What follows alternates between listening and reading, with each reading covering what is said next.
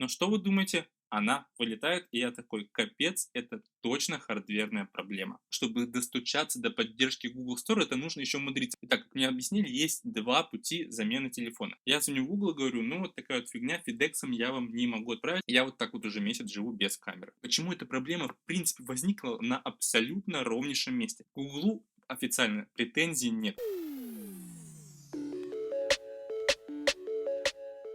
Ну что ж, всем привет, друзья! Меня зовут Слава, и как вы поняли из названия видео, я являюсь владельцем Google Pixel 2, и у меня сломалась камера.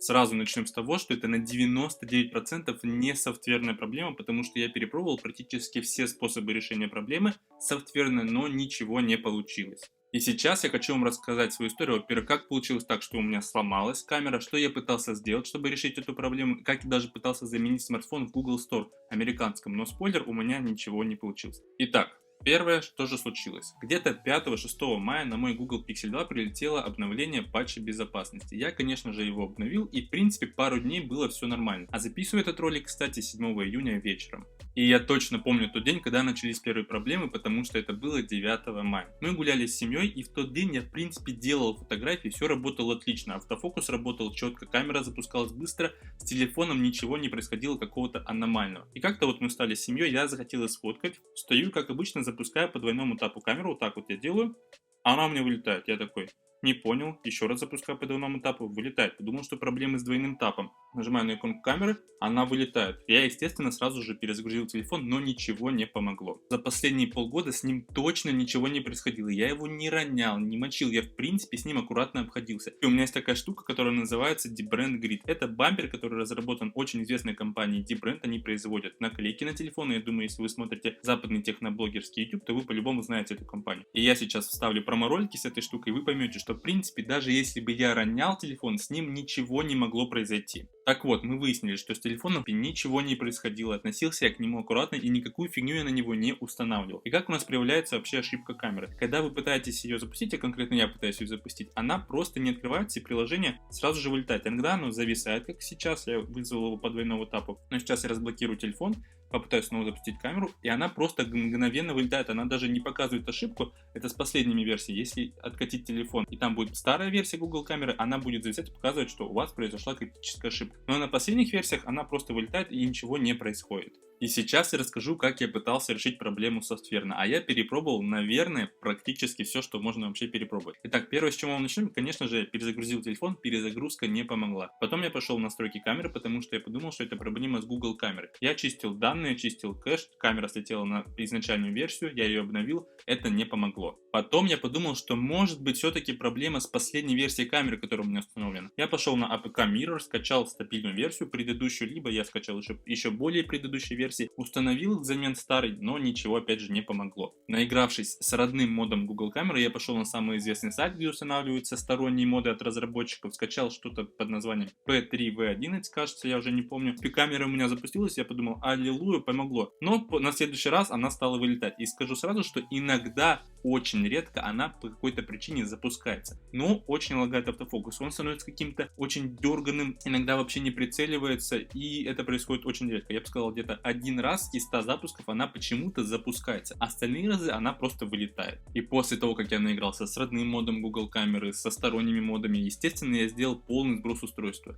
Но как вы думаете? Естественно, камера не запустилась. Когда полный сброс мне не помог, что я мог подумать? Что, естественно, проблема в прошивке. Потому что, как я уже говорил ранее, за пару дней до этого я ее обновлял, и все работало нормально. Но как раз таки 9 мая у меня произошли проблемы. И после нескольких полных сбросов устройств, когда я удостоверился, что точно это не помогает, я установил Android Q Beta 3. Подумал, что возможно она решит проблему. Я ее установил, но там камера тоже не запускалась, поэтому я откатился обратно на стабильную версию прошивки. И следующее, что я подумал по логике вещей: если в текущей прошивке у нас возможны проблемы, то они скорее всего перенеслись и на Android Q Beta 3, и там у меня тоже возникли проблемы. То что нужно сделать? Правильно, откатиться на предыдущую версию прошивки. Я пошел на официальный сайт Android, где у нас укладываются прошивки для всех Google Pixel, начиная от первого поколения, заканчивая самыми последними, это 3 и 3A, и скачал Otto Image для Google Pixel 2. И благо, до этого у меня уже был опыт работы с терминалом и командами для Android, потому что я выпускал пару видео о том, как устанавливать Google камеру на Xiaomi Mi A1. И как раз таки те команды, которые использовались там, они мне пригодились и здесь. И в общем, я скачал Auto Image за апрель, потому что последняя прошивка была май. Попробовал ее установить, но у меня выдала ошибку, потому что Auto Image не позволяет откатиться на предыдущую версию прошивки.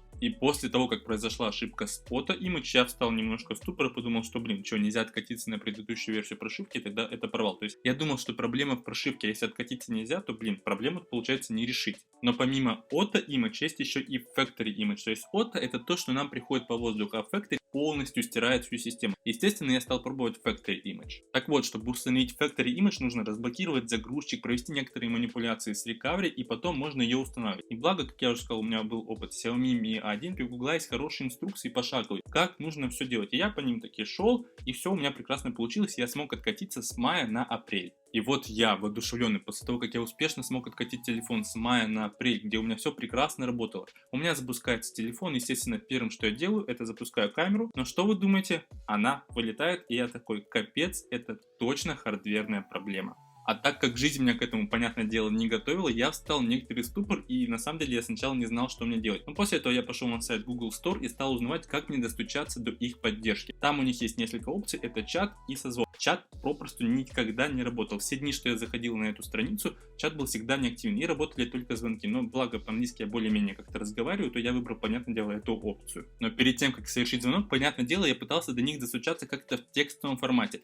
И на сайте Google Store Support написано, что попробуйте написать нам в Twitter Made by Google. Естественно, я это сделал, написал проблему, приложил запись скринкаста и, в общем-то, стал ждать. В это же время я попытался написать в Google Россия ВКонтакте, в их официальное сообщество. Но там, сразу скажу, меня где-то динамили дня 3-4, после этого они мне ответили. Я написал большущее сообщение, описал все проблемы и сказал, что, может быть, у вас есть какие-то связи с американским офисом, либо у вас кто-то катается, но, может быть, у вас есть какие-то связи с Google Store. В общем-то, попросил у них помощи, но, естественно, я понимал, что, скорее всего, там ничего не стоит ждать. И, в общем-то, они мне ответили, что простите, нет, мы не можем вам помочь. Но вот, кстати, Twitter мне ответил где-то на второй день и сказали, что ой, это такая сложная проблема, мы с этим очень редко сталкиваемся, напишите нам личные сообщения.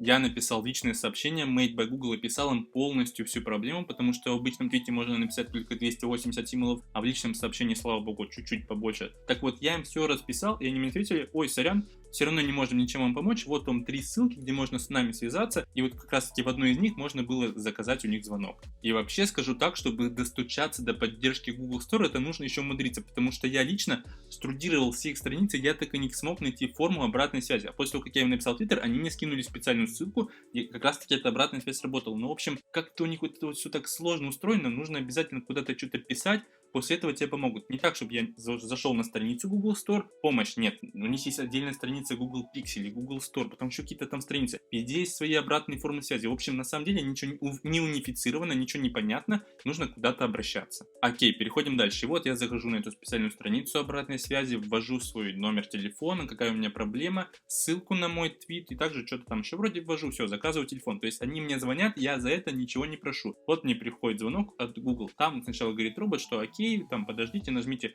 какие у вас проблемы, там нажимаешь пару цифр и все, вас связывают со специальным оператором.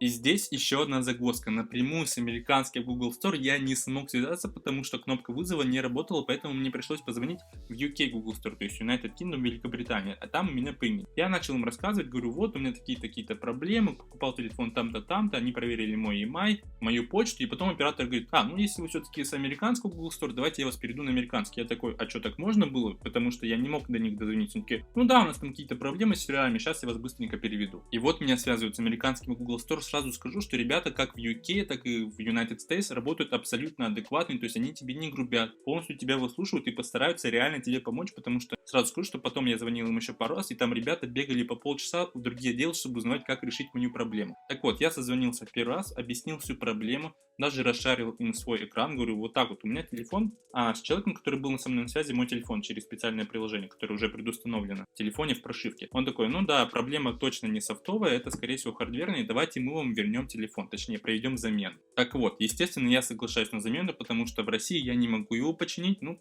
поэтому давайте заменим телефон, как раз таки какой-то новый опыт. Итак, как мне объяснили, есть два пути замены телефона. Первый, сначала мне высылают новый телефон, а потом я высылаю обратно свою сломанную модель. Но в чем здесь прикол? С меня списывают, точнее как, удерживают $650, потому что они мне высылают новый телефон и взамен хотят получить новый, и гарантия того, что я его верну, эти $650. И после того, как я им доставляю телефон, они его получают, с меня обратно списывают эти $650, точнее возвращают на мой банковский счет. Второй способ заключается в том, что я им сначала отправляю свою сломанную модель, они ее получают, смотрят, и после этого отправляют мне уже новую модель на замену. И при этом с меня деньги не списываются, потому что я им отправляю свой телефон первый.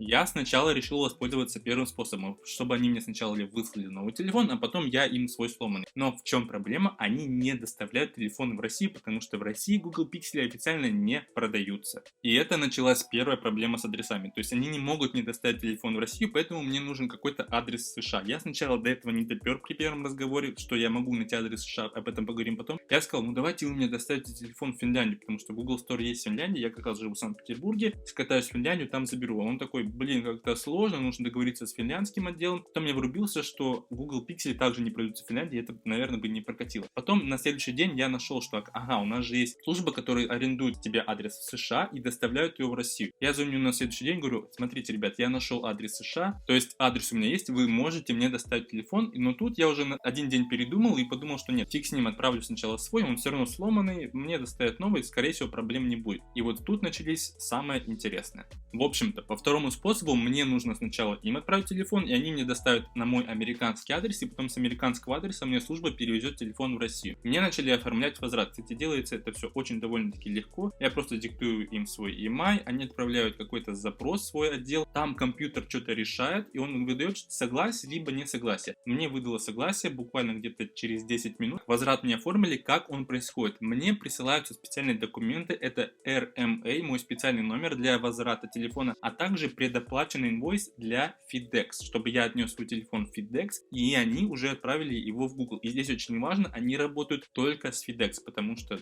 дальше я вам объясню почему. Итак, я уже воодушевленный, подготовил свой телефон, снял свою наклейку D-Brand. Вот у меня есть коробка от Google Pixel, я ее полностью запаковал, сейчас, наверное, оставлю вставки, как я это все делал. И пошел воодушевленный в FedEx, думаю, ну все, сейчас распрощаюсь со своим Google Pixel, и потом где-то через 2 недели получу уже новый. В общем, иду сейчас отправлять Pixel 2, вот запаковал, чтобы не спалили, что это Pixel. Вот тут надпись для американцев, что бумажка нужная для них в коробке. Сейчас идем в FedEx, посмотрим, доставка вроде как должна быть бесплатная, то есть Google ее оплатил. И вот я прихожу в FedEx, даю им эту бумажку, предоплаченный инвойс. Девочки в FedEx немножко растерялись, потому что они эту бумагу за бугурскую видят вообще первый раз. Они такие, что это такое, что-то нам принес. Я говорю, ну не знаю, вот FedEx бумажка, давайте решать проблему. Там была одна девочка поопытнее, она такая, так вот, введи номер, там какой-то есть специальные доставки. Вторая вводит, такая, ну да, вот у вас есть уже предоплаченный, доставка на американский адрес. Я говорю, окей, давайте все, оформляйте. Вот мне, кстати, еще нужна страховочка, потому что посылка дорогая, стоит $650. Я, кстати, так еще подумал, если вдруг она потеряется, что пусть, ладно, телефон потеряется, то мне хотя бы вернут деньги, $650, я смогу купить себе новый. Поэтому мне очень важно, чтобы была страховка. Они мне говорят, что у вас за посылка? Я говорю, вот у меня телефон. Они такие, телефон? А какой? Я говорю, Google Pixel. Они такие, iPhone? Я такой, ладно, да, iPhone. А где вы его покупали там? Зачем вам отправлять в Америку? Я говорю, ну вот я покупал его в Америке, мой телефон, который не iPhone. Он у меня сломался, и чтобы мне его починить, мне его нужно обратно отправить в Америку. И они меня спрашивают, а у вас там батарея съемная или не съемная? Я им говорю, естественно, она не съемная, потому что все современные смартфоны делаются с несъемной батареей, там какие-нибудь только раскладушки, я не знаю, древние, делаются со съемной батареей китайские. Они такие, а мы не можем вам отправить телефон. Я такой, а почему? А потому что по правилам авиаперевозчиков запрещено перевозить вещи со встроенными литий-ионными батареями. Я такой, это точно стопроцентная инфа?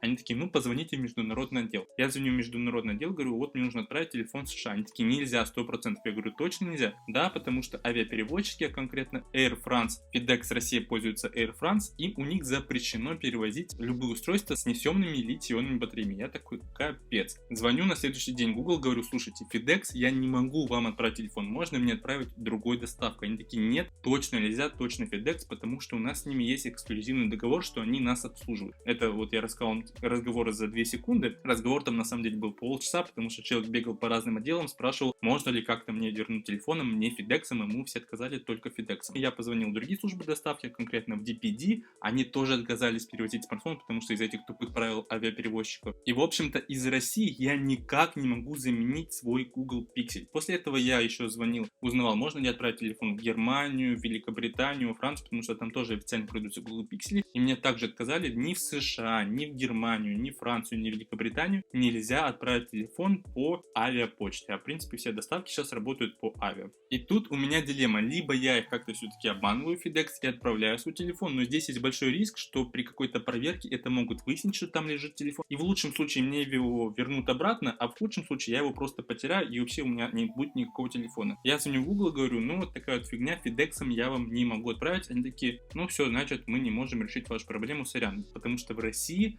Google Pixel не продаются, поддержки нет, а Google Россия не отвечает за Google Pixel. Поэтому мы оказались в такой вот ситуации, что я не могу отправить свой телефон и я не могу его заменить, только если кто-то лично поедет в какую-то страну, но это сложно, потому что, во-первых, у меня нет знакомых, которые куда-то едут, во-вторых, все-таки это нужно доверять человеку и как бы отдавать его человеку, которого я знаю там 5 минут, если я с кем-то познакомлюсь, туда едет, ну это тоже немножко так рискованно. Я не знаю, в общем-то, еще на самом деле. Там еще, кстати, есть несколько загвоздок, забыл вам сказать, что, во-первых, нужно телефон доставить в течение 14 дней. Это так вот указано по договору агримента возврата. То есть мне присылают инвойс, и я в течение 14 дней, полагается, что я живу в США, должен его точно уже доставить в Google. А также в чем вторая загвоздка? Мне, во-первых, могут отказать в замене телефона и вернуть его обратно, если они посчитают, что эта проблема вызвана как-то мной, а она не вызвана ни браком смартфона. А во-вторых, то они могут принудительно меня заставить купить новое устройство. То есть они мне вышлют новое устройство, но могут сказать, что слушай, братан, это ты сам виноват, и с меня тупо получается спишут $650 за телефон, который сейчас стоит в районе $400, $350. И конечно же это еще больше риска. Я скорее всего подумал, что я не буду делать замену телефона у Гугла, потому что, во-первых, отправить очень сложно, нужно найти человека, а во-вторых, человек должен еще в Америке как-то доставить телефон Гуглу. Ну и в-третьих, есть, во-первых, вариант, что могут отказать в возврате, а если согласятся на замену, могут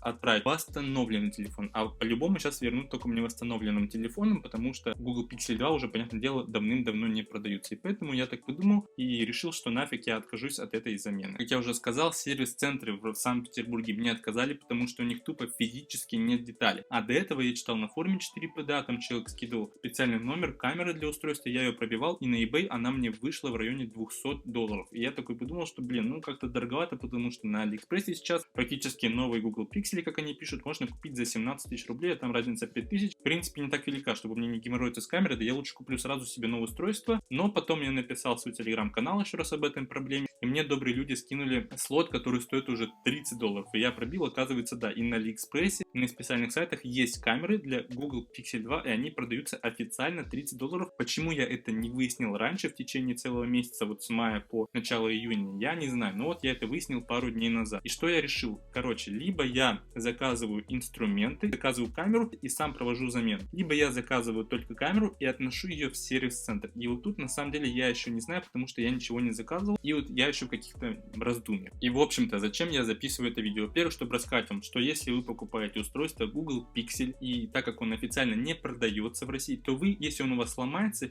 фиг вы с ним чего сделаете, вы не сможете его отправить даже в Германию. У вас, во-первых, не примут его авиаперевозчики, как бы Google согласится вам его поменять, как-то восстановить, но вы его отправить не сможете. А во-вторых, в России очень плохая ситуация с конкретно Google Pixel, потому что смартфоны крайне непопулярны, запчасти на них очень мало, максимум батареи, то скорее всего не оригинальная китайская. И в этом случае, блин, мы получаемся в таком замкнутом круге. Я как бы и починить телефон не могу официально, да и в России я его тоже не могу починить. Получается, остается мне ходить только с телефоном, флагманом, который покупает ради камеры, в принципе, но камера у меня не работает. Вот я ее вызываю двойным тапом, она у меня вылетает, и я вот так вот уже месяц живу без камеры. И вот что еще, как я уже сказал, я еще не заказал ни детали, ни саму камеру, поэтому если у вас есть какие-то мысли, если вы знаете, как мне помочь, и если вы уже сталкивались с этой ситуацией, пожалуйста, напишите мне, во-первых, в описании будет моя почта, также со мной очень легко связаться через ВКонтакте, телеграм-канал, там есть сейчас специальная кнопка «Обсудить», вы попадете в общий чат, там со мной тоже можно связаться. В общем, путей связаться со мной очень много, поэтому если вы знаете, как решить эту проблему, я еще подожду, наверное, недельку. Если мне никто не напишет, то я, скорее всего, уже точно буду заказывать камеру, инструменты и, скорее всего, наверное, буду даже менять сам. Как раз таки сниму об этом видео, как поменять камеру, потому что у iFixit есть очень хорошая инструкция,